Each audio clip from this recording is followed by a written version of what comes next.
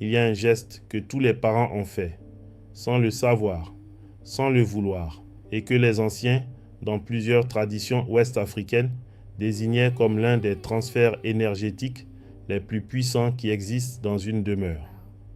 Enjamber un proche couché, un enfant qui dort sur le canapé du salon, un conjoint allongé en travers du lit pendant qu'on cherche un vêtement, un parent endormi qu'on contourne par-dessus en pensant ne pas le déranger. Dans plusieurs villas que j'accompagne, j'observe la même chose. Les parents le font. Les enfants l'apprennent en regardant les parents. Et personne ne mesure ce qui passe à ce moment-là. Voici ce que les anciens transmettaient. Le marcheur, debout, en mouvement, traverse la journée et accumule sur lui les pesanteurs du dehors. Le dormeur, lui, est ouvert, sans filtre, en réception complète parce que son esprit n'est plus là pour protéger son corps. Quand le marcheur enjambe le dormeur, il déverse sur lui une portion de cette charge. Le dormeur la prend, dans son sommeil, sans pouvoir refuser. 3 cas sont particulièrement déconseillés. Premier, enjamber les pieds d'un enfant qui dort.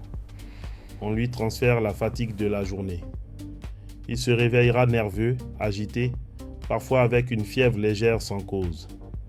Deuxième, enjamber un conjoint pour récupérer un objet dans le lit. On lui transfère sans le savoir le poids de ce qui nous tracasse encore. Il portera le lendemain une fatigue qui n'est pas la sienne. Troisième, enjamber un proche assoupi sur le canapé. La transmission se fait quand même brève. La règle ancestrale est simple. On fait le tour. Toujours, sans exception, même si c'est plus long. Même si le dormeur prend toute la place, on contourne.